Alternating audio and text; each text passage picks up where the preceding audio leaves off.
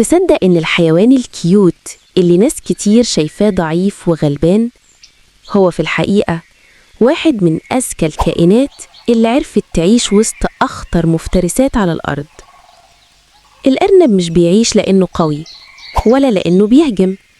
الأرنب بيعيش لأنه فاهم إمتى يهرب، وفاهم إزاي يختفي، وفاهم إن النجاة مش للعضلات، النجاة للعقل. ولو فاكره مجرد حيوان لطيف، استنى شوية، خليك معايا علشان القصة دي أطول وأعمق مما تتخيل. الأرنب مين ومنين جه؟ الأرنب من الثدييات، يعني بيرضع صغاره وبيحس بالخوف وبيتوتر وبيفرح زيه زي كائنات كتير.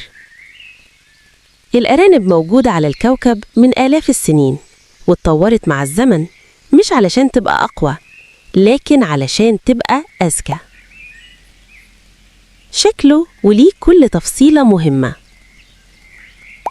أول ما تشوف الأرنب تلاحظ ودانه الطويلة وعينيه اللي على الجنب ورجليه الخلفية الطويلة. ودانه الطويلة دي رادار متحرك، يسمع أقل صوت، حركة ورقة، خطوة مفترس، نفس قريب. وعينيه الجانبية تخليه يشوف اللي حواليه تقريباً من غير ما يتحرك، يعني مراقبة 24 ساعة من غير ما يلف راسه. أما رجليه الخلفية فدي سر البقاء الحقيقي، قوة وسرعة وقفز. الأرنب مش بيجري بس، الأرنب بيخطط وهو بيجري. سرعة الأرنب مش هزار. الأرنب ممكن يوصل لسرعة 70 كيلو في الساعة، بس السرعة لوحدها مش كفاية، الذكاء هو اللي بيكمل. الأرنب وهو بيهرب يغير اتجاهه فجأة، يقفز، يلف، يرجع، يعمل حركات تخلي المفترس يتلخبط، يعني مطاردة قصيرة بس مرهقة جدا للي وراه. الأرنب بيعيش فين؟ الأرانب من أكتر الحيوانات انتشاراً، تلاقيها في الغابات وفي السهول وفي الأراضي الخضراء وفي الصحراء المعتدلة وحتى قريب من بيوت الناس. الأرنب البري بيحفر جحور، مش حفرة والسلام، ده بيت كامل تحت الأرض، مداخل، مخارج، أنفاق، أماكن اختباء. ليه كل ده؟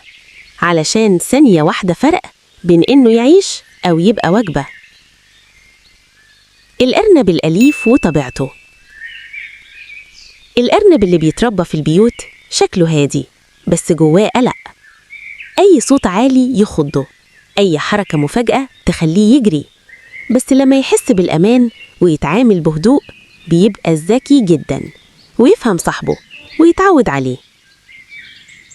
الأكل أهم حاجة في حياة الأرنب. الأرنب نباتي 100%، بس مش أي نبات ينفع. أكله الأساسي الحشيش، البرسيم، الأعشاب الناشفة وبعض الخضار. الجهاز الهضمي بتاعه حساس جدا، وأي غلطة أكل ممكن توقف الهضم وتعمل مشاكل خطيرة. أغرب عادة في حياة الأرنب، وهنا المفاجأة، الأرنب بياكل نوع من فضلاته. أيوة، وده مش قرف، ده ذكاء. كده جسمه يستفيد من الفيتامينات اللي فاتته، يعني الأرنب ما بيضيعش حاجة. التكاثر. ليه الأرانب كتير؟ الأرانب بتخلف كتير، مش رفاهية، ده ضرورة. الحمل حوالي شهر وبيخلف من 3 ل10 وأحياناً أكتر. الصغير بيتولد أعمى ومن غير شعر، بس بعد أسابيع يبقى جاهز للجري. الطبيعة مستعجلة لأن الخطر دايماً موجود. تواصل الأرانب مع بعض. الأرانب مش عايشة لوحدها، ليها لغة خاصة. ضربة الرجل على الأرض إنذار، يعني خطر. حركات الجسم، وضع الودان، كلها إشارات. أعداء الأرنب. الأرنب مطارد دايماً، ثعالب، صقور، ذئاب، ثعابين. تقريبا أي مفترس يشوفه يفكر فيه كأكل. بس رغم كده الأرنب لسه موجود، وده أكبر دليل على نجاحه. الأرنب والإنسان.